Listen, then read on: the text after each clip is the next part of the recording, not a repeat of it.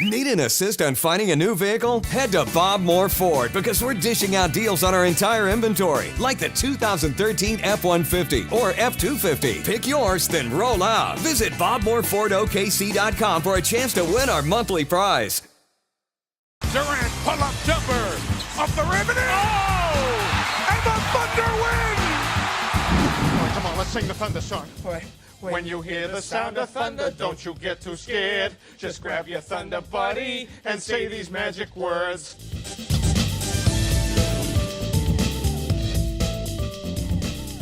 Anthony Slater and Darnell Mayberry, who is in L.A. today waiting for the Clippers game, back here on the Thunder Buddies podcast presented by Bob Moore Ford. And we got a special guest today, second time he's been on, columnist Barry Tramel. Barry, we'll start with you. How are you doing today? I'm doing pretty well. I'm ready for another Thunder game. It's been coming up on 48 hours. I'm ready for another one. Got a couple good ones coming up, too. And Darnell, who's out in L.A., Clippers on Wednesday. Darnell, how's the weather out there?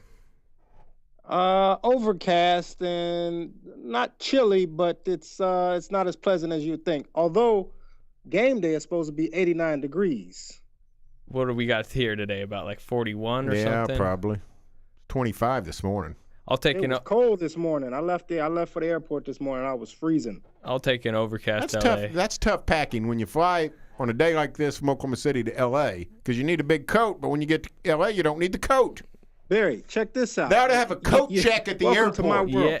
They ought to have a coat check at the airport. I was just complaining to my wife this morning about that because not only leaving Oklahoma City when it's cold, but you're coming. Check out this road trip. Yeah. LA, 89 degrees. Then you go up Northern California, it's 69 degrees. So it's going to be moderate temperature. And then you go to Milwaukee, where it's going to be 49 degrees. So how do you pack for that? I think you're giving Milwaukee too much credit with 49 degrees. Yeah, it seems high. But am I not onto a good idea? Coat check at the airport.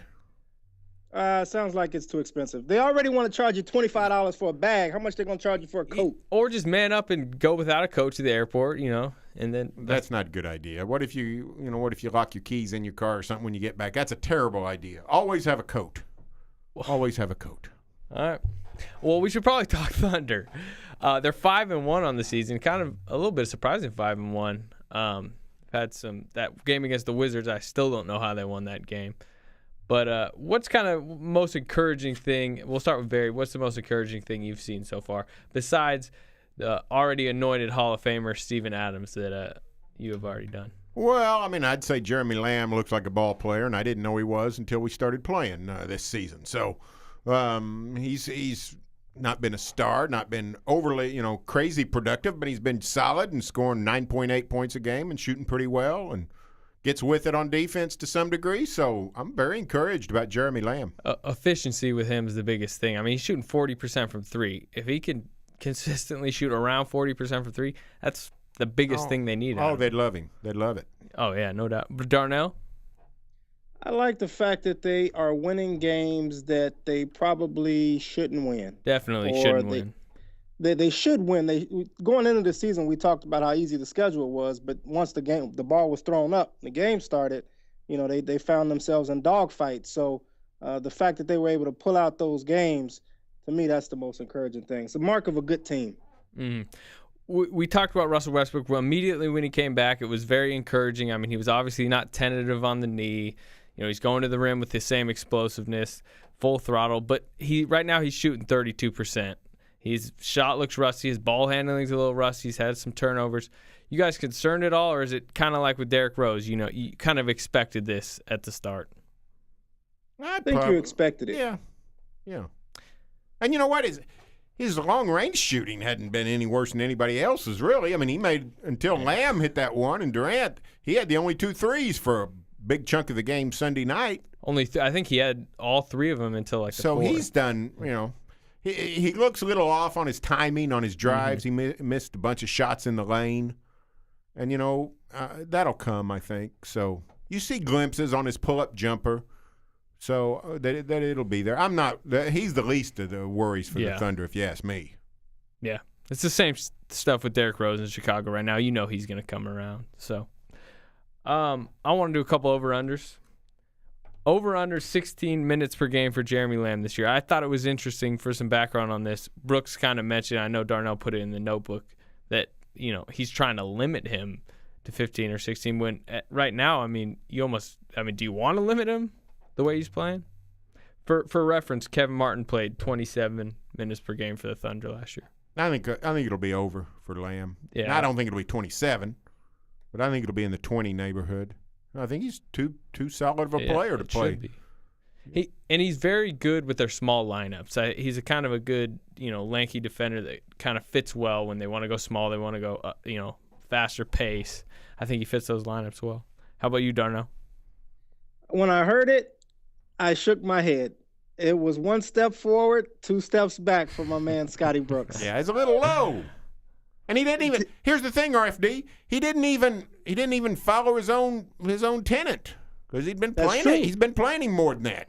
Yeah, that's true. He was what at like 18.5 right now. So there you go. Yeah.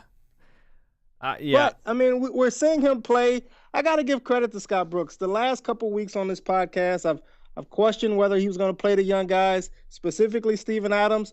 Not only has he played Steven Adams, he's played Perry Jones, he's played Jeremy Lamb, he's set Derek Fisher, especially since Westbrook has come back, he's set Fisher more and more, and he's played Reggie Jackson more and more. So I got to give a lot of credit to Scott Brooks for what he's doing with the rotation and definitely playing the young guys. Yeah, I think the word I'd use for what is hated. You hated on Scott Brooks for about a month straight on his rotations, and then he's done exactly a month straight. I've been hating on Scott Brooks' rotation and not playing the young guys for about 3 years. All right, that works too. But yeah, I'm encouraged by that, and like I was just mentioning, the small ball lineups are really working. And then he went with that big lineup the other day that was really weird. That big lineup was more just for funds. Sometimes you do stuff, Sometimes you. Who was it again? It was Perry Jones, Kevin Durant, Serge Ibaka, Adams, Steven Adams, and Russell Westbrook and Reggie Jackson switched out in the middle of it. You had 4 guys that are 6'10" and above, yeah. And then a good guard. Rebounding point guard. Yeah. Yeah, of course, that's not a feasible lineup to use more than 2 minutes, really. Yeah.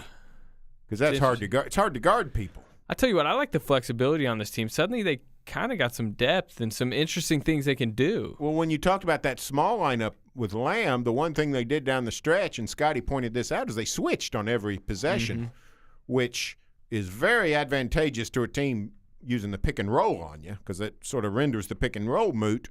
Now, it does end up, you end up with Tabo covering Marcin Gortat in the post, and that can lead to trouble.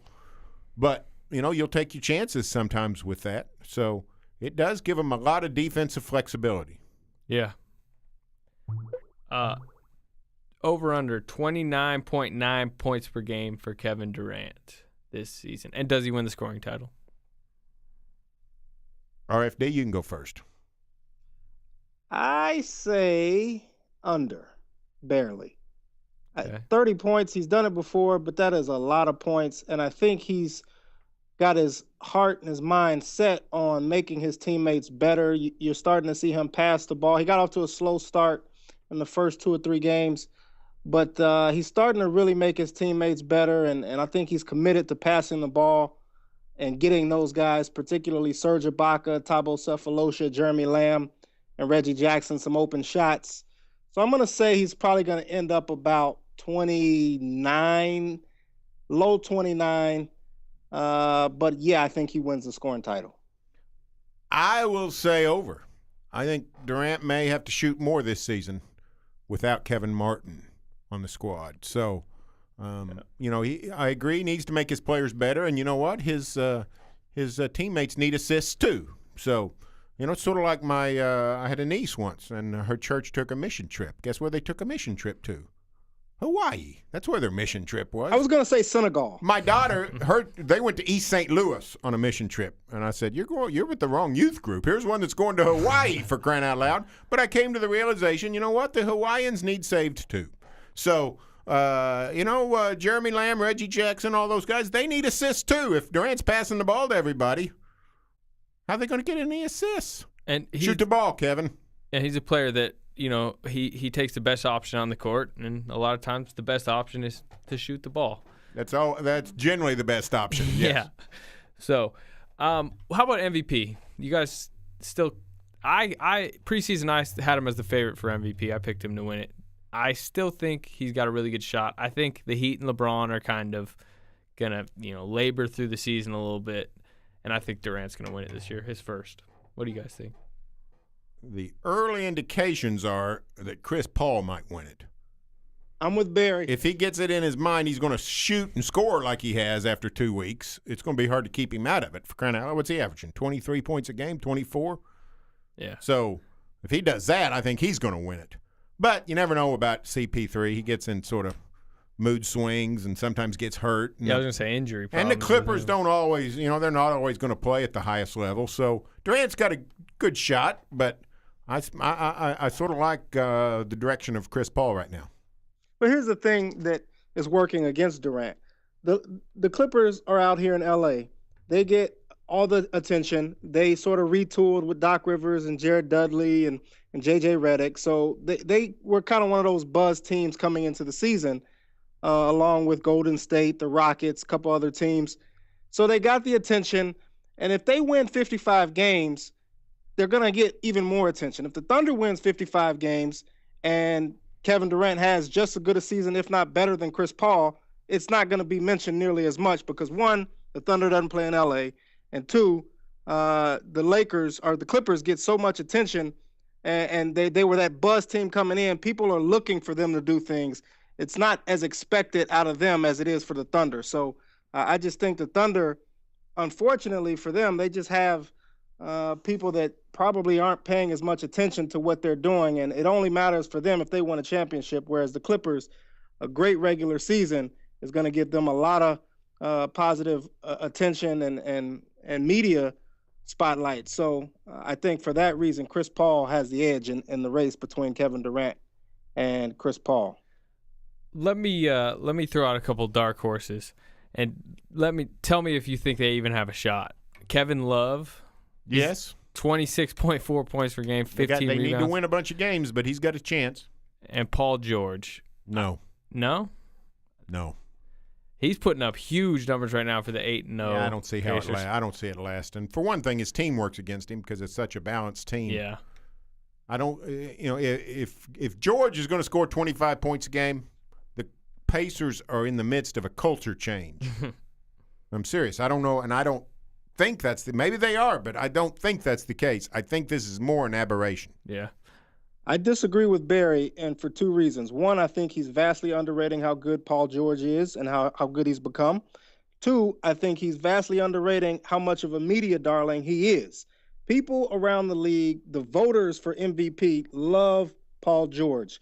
They love what he did in the Eastern Conference Finals against LeBron James and the Miami Heat, how he not only went at LeBron on offense, but really stood toe-to-toe with him and tried his best to check him defensively. So he garnered a lot of respect in that series, and I think he opened a lot of people's eyes. So I think a lot of people really love Paul George, and they love that Pacers team. So I think he's one of the league darlings right now.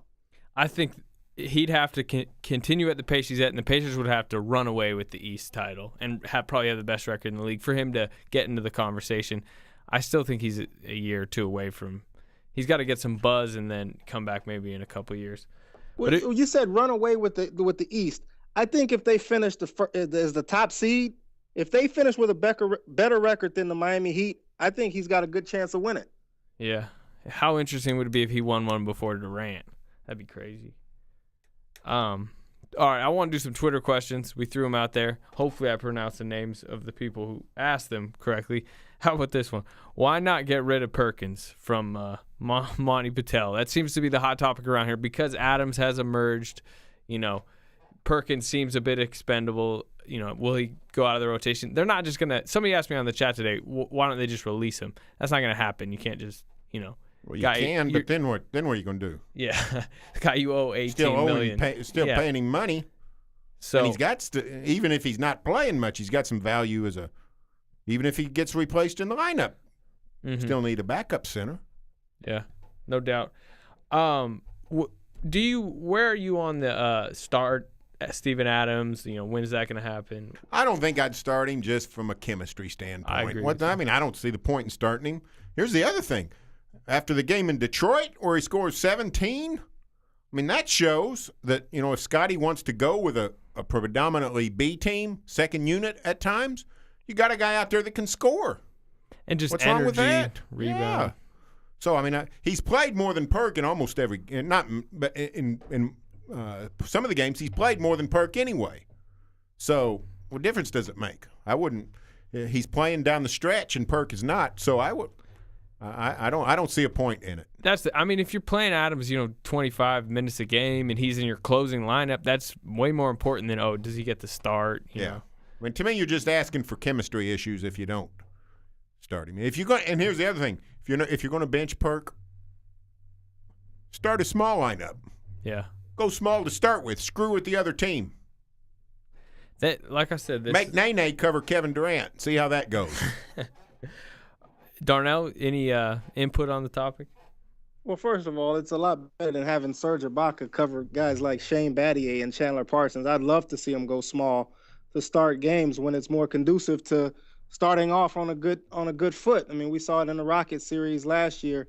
The Thunder just continued to get behind early in ball games. So I'd like to see something like Barry's talking about. But I'm with you guys. Starting him at this point really makes no sense. And the thing that, I don't think either one of you guys mentioned is, aside from chemistry and all of that, the B team, as Barry likes to call them, really needs him. 17-10 off the bench at Detroit. You can see how he's kind of got a chemistry with Nick Collison and Jeremy Lamb and Reggie Jackson. So I think they need his scoring off the bench. Coming into the season, we all talked about where they're going to get bench scoring from. Well, here's a guy who can give you 10 to 12 points, not every night, but, on any given night, just by catching and finishing and going in and getting offensive rebounds and putbacks. So he's a source of offense that I think you need in that second unit. Yeah. The most common question I'm getting today on Twitter and the chat is, who can the Thunder get? What shooter can they go out and get? Can they trade for one? Can they go out in free agency? And then randomly, the big rumor today out there was that whole Evan Turner to Oklahoma City thing, which is not realistic. But is there somebody out there you guys think is realistic to maybe go pick up in a free agency or a trade at some point in this season? Because the one thing this team clearly needs is a shooting boost. I do not know who it is. I'm sure there is, but I don't know who it is. I don't know who it is either. Unless they want to bring my man Daquan Cook back. A guy who's going to be able to come in and be successful and efficient from three-point range and be cheap, cost-efficient. I don't know if that guy is out there. And he's also got to be good enough to get minutes. And if you're good enough to get minutes on this team, that means you're not going to be cheap. So it's going to be hard for them to find that player. What about our old pal Daquan Cook? I don't see it. He couldn't get minutes when this team wasn't nearly as good as it is now. What do you mean? I saw it with my very eyes, and so did you, RFD. He slew the Spurs. He got minutes. He slew the Spurs. Was hurt, and he got minutes when they didn't have anything else. He slew the Spurs in the now biggest they got victory. Lamb, they got a healthy Tabo, and they got Reggie Jackson emerging. RFD. I don't think he's going to get minutes on this team. RFD. He got minutes in the biggest victory in franchise history. Daquan, he slew the Spurs down there in San Antonio, Game 5. I don't see who could you play him over right now. I don't know. I'll just put it You're this way. looking for a shooter. He was on the Bulls last year in the playoffs when they had massive injury problems, and he could barely get on the court. When they could have used anyone. They got an issue with defense. If you don't play big-time defense, you're in Thibodeau's doghouse. Yeah, maybe not as much as Thibodeau, but the Thunder got an issue with that too. They don't either. Kevin Martin, they love Kevin Martin. Well, Daquan Cook's not Kevin Martin. No, but I'm saying who could he play over? Daquan Cook. Well, I don't. Well, let's see. He couldn't take anybody's minutes right now. Well, you'd have to be really good to take somebody's minutes, which is sort of your point earlier. Yeah. Which is, they got a shooter they can put in. They just don't want to use him very much, and that's Derek Fisher.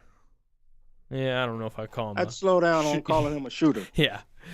Oh, you don't think Derek Fisher's a shooter? He can shoot.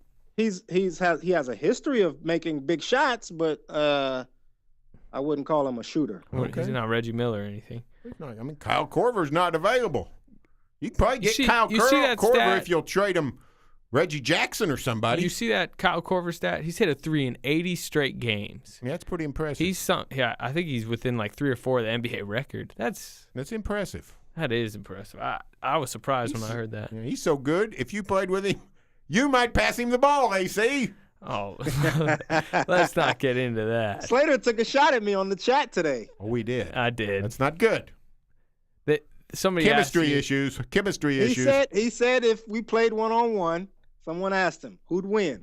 He said, I got no chance. He said he beat me by at least 6. Well, AC. And then Barry, did you see what he said about you? No, I don't read that. I don't read that drivel. Oh, he said you're washed up, Barry. He said you're past your prime. As a writer or a ball player? Ball player. Well, ball player. He did give you credit. Well, as a I mean, writer. I'll give him that. Sports writer in the state, which I happen to agree with. I'll give him that one. I called you the best writer in the state. I appreciate that. I'm washed up on the court. I've never denied that.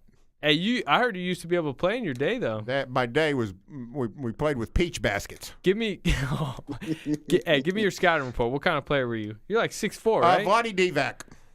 So you flopped around a lot? No, I played. I played below the rim and stayed on the floor. How tall are you? 6'2". Okay, I was thinking 6'3", 6'4", but were you passing out of the post? I was a pretty good passer, which is what drives me nuts about your game. Oh, get out of here. I'm not getting into that on here. Hey, let me ask you guys, what do you think about all this flopping? You saw James Harden. We had a headline Fines on don't there. matter. The fines don't work. Fine for the worst flop in NBA history. Suspension. Where do you guys stand on all the flopping going on? Suspend them. Don't fine them. Suspend them. Suspension. How many games, Barry? One game for a flop, and then go up to 3, and the fourth flop you get 3 games. I just think you want to see them totally eradicate flopping. I want to see them. That's a strict punishment. I believe in. I don't believe in punishing. I believe in if you want to get rid of it, try to get rid of it. I don't think it should be automatic suspension. I think a good way is just if you see it, if a ref sees it on the court, like that blatant Harden one that we've all seen, just technical. It's a technical foul. Counts on your technical count. I don't even think that's good enough. Well, I mean, guys get technical for anything. Sometimes they'll get a technical.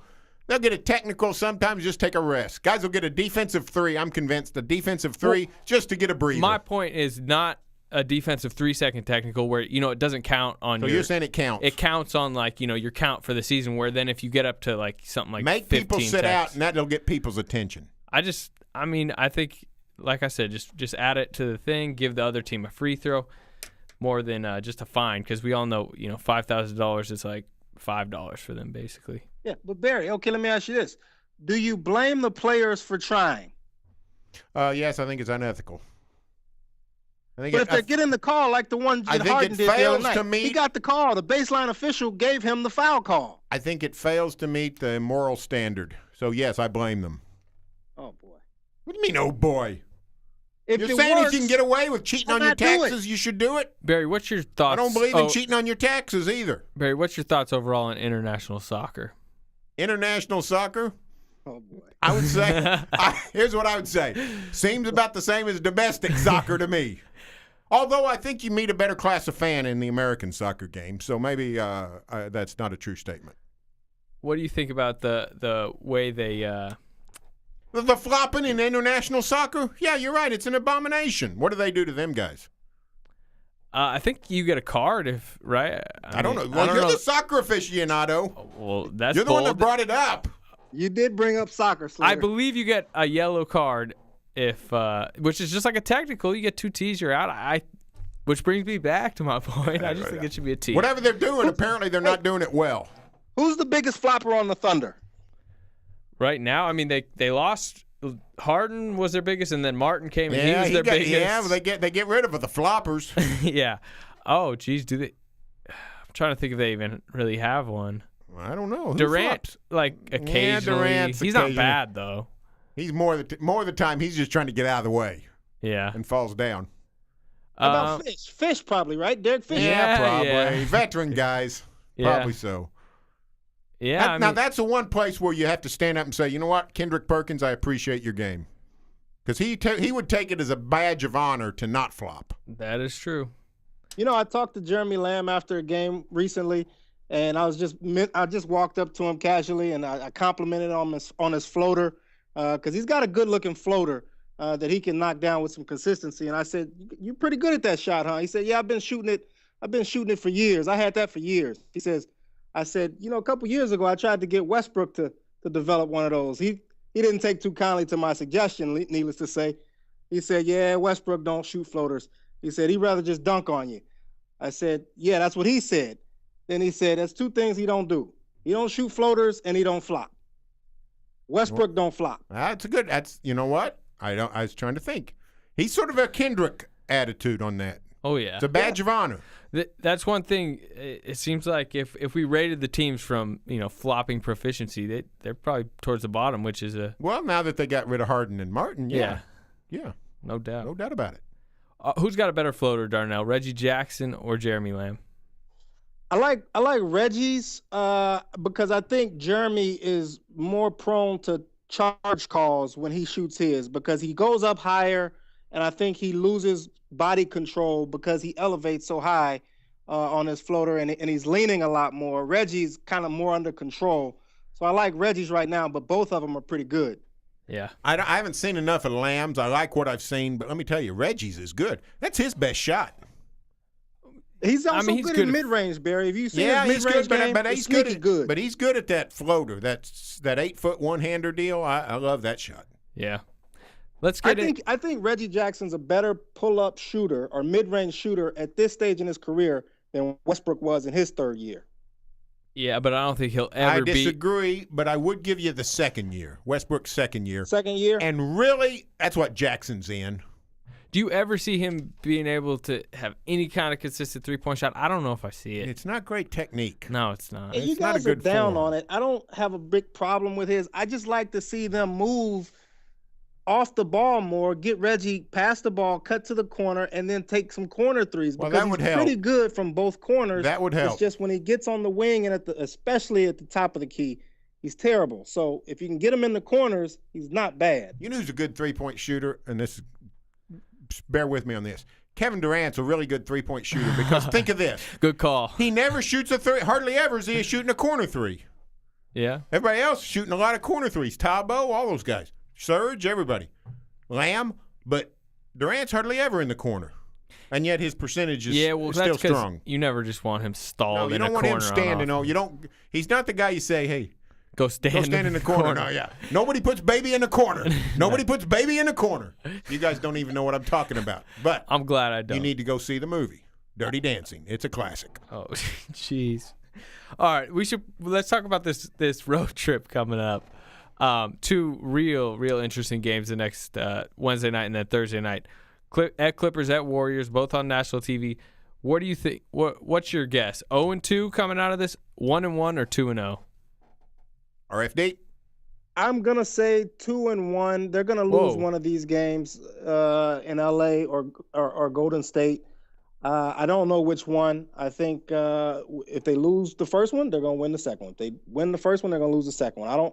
I don't think it matters which one. I think they're going to play well in both games, but I don't see them getting both of these games. These are two really good teams, but then I see them beating Milwaukee. So I'm going to say 2-1. I will say 1-2, winning in Milwaukee. I haven't seen them play well enough to win any of their 6 games. They have not played well enough to win in L.A. or in Golden State. I think they're going to win in L.A. The Clippers' defense is just getting shredded. Whoa. Oh, God. What'd you say? Isn't this your finals pick? They can still be my finals pick. It's a November game. Although, I'm wavering a little bit on them. Their defense is a little early, but I wouldn't have picked them to start with. You know who's pretty good on defense? I know you picked the Grizzlies. That hot either. My Grizzlies are going to be they're going to be fine. Okay. They're going to be fine. Oh, geez. And the Thunder have had kind of a long rest. The Grizzlies played last night. I think this is their first big game. I think they're going to play well in L.A. and beat them. And then I think they're going to go to Golden State on the back end of a West Coast back-to-back. And I think Steph Curry's going to just be dropping in 30-footers. That crowd is going to be going wild. And that's my guess for the only loss on this road trip. When they get to Milwaukee, no Larry Sanders. I don't think surgery. Yeah, that is true, but I don't think Larry Sanders was going to make the difference in that one. I was picking the Thunder either way. I tell you, the biggest problem they got in these first two is the other team's three-point shooting. They have not been able to guard the three-point shot very well so far this season. That's true. And you saw that even throughout the preseason at times. So These are two really good 3-point shooting teams, and if they The Warriors have lapses, they could be in big trouble. The Warriors have some outside shooting. The Warriors? Who do they have? Who do they have besides Thompson and Curry? Well, the best shooting backcourt in NBA history. I was going to say, I mean, that's a pretty good tandem to have. But wait, they haven't been terrible on 3-point shooting percentage, defensive 3-point shooting percentage. Let me look right now at the stats. Where they rank? They're giving up 37%. You know, that's not good. That's a lot. That's about 14th in the league, something like that. Middle of the pack. It's middle of the pack. The only reason that you got to consider who they played. No, what you got to consider is you got to consider how many. Phoenix. What did Minnesota shoot against them? I think they made 19 out of 12. The reason why you guys are saying that is because teams are shooting 27 threes a game against them. That's why they're making a lot, because they're taking a ton. The 27, that's second most in the NBA behind the Sixers. More than Houston, more than people are shooting against the Clippers. I mean, they're just taking a ton of threes, and they're making a decent percentage. It hasn't been as bad as you're saying. It's just that's my argument. I hope you're right, or AC. I hope you're right. We'll see. All right, league-wide questions. My favorite part of every podcast. What are you guys more concerned about? Which team? The Bulls, the Nets, or Barry Tramel's Grizzlies? Barry? The Metropolitans. I think they're sort of a mess, the way they've been constructed. Grizzlies are going to be fine, and the Bulls will be fine. They both play defense. When you play defense, you're going to be fine at the end. And the Nets, I don't think, are set up to play defense. They got some pieces that could turn into a decent defensive team. That Garnett, They're Lopez old. front line, they are old. They're old. This team would be And real they're good. slow. If this was, who'd be the best team in the NBA if it was like 2005? Would it be the Nets? They could have Jason Kidd play point guard. Thunder. No, they could have Jason Kidd play point guard. The Mavs. I think the finals would be Nets Mavs if this was 2005. Dirk, Vince Carter. It's a good blog. I may blog about that. Dirk, Vince Carter, Sean Marion against Jason Kidd at point, and Pierce and Garnett. Emil Dalenbar was in. He was decent. How did you pronounce that name? Dalenbar. What? How do you say it? How do you say it? Dallenberg? Oh, it's Bear, not Bar? Dallenberg, I think. Okay, there you go. Unless I'm wrong. I'm most concerned about the Grizzlies. The West looks so loaded. I don't know. It seems like they've taken a step back this year. And I think the only reason why they made the Western Conference Finals last year, obviously, I think it's because of the Thunder. Westbrook got injured. Yeah, but the Clippers were at full strength when they went up against them. They actually were not at full strength. Blake was playing on one foot. Well, Blake was playing on one foot, and Vinny Del Negro was strolling the sidelines. Well, they get better at coaching. There's no doubt about that. But I don't worry about the Grizzlies. All right, who Timberwolves or Grizzlies? I already know Barry's answer to this. Darnell, right now, more of a threat in the West. I don't think either are going to win the West, but more of a threat. Timberwolves or Grizzlies?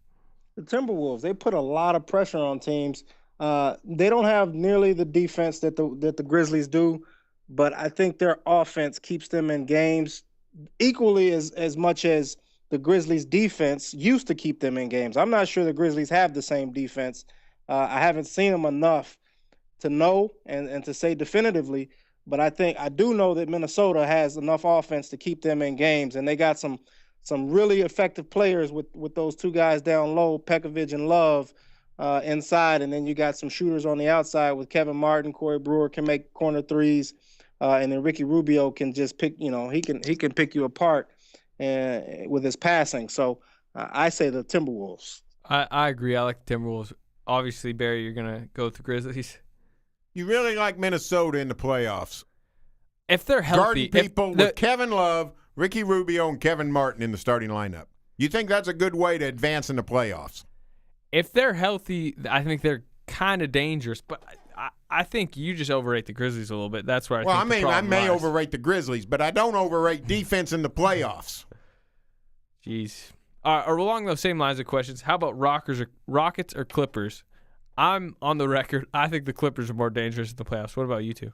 Let me know when you come down from that ledge.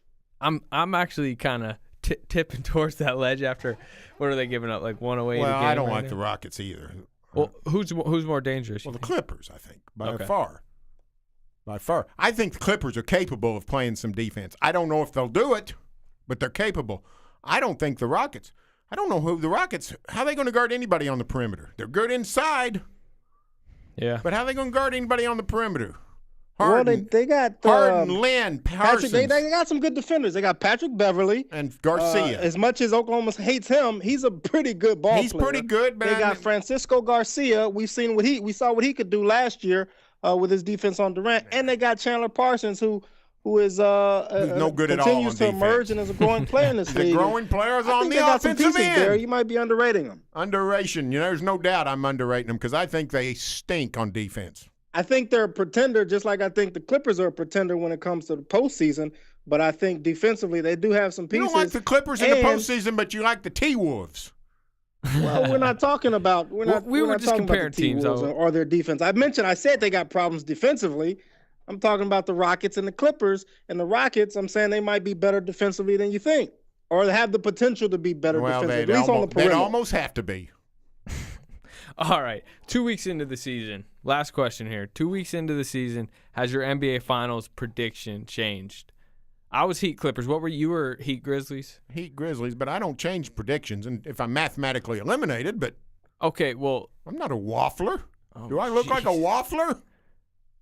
Okay, what if LeBron, what if LeBron went down with the season-ending injury? Are you going Heat all the way still? Because I know you picked them to win it all. Are you giving me a mulligan? Is that what's going on here? Well, yeah. If you're saying your pick was stupid, Memphis isn't going to make it. Who do you pick to make the finals? I would say San Antonio. I'm saying your pick was stupid. Pick San Antonio. Okay. Yeah. Okay. I'm still going Heat Clippers, but like I mentioned earlier, I'm wavering a little bit. But if I was replacing the Western team, I'm gonna take the Thunder over the Clippers before the Spurs. That's just my opinion. That'll do it.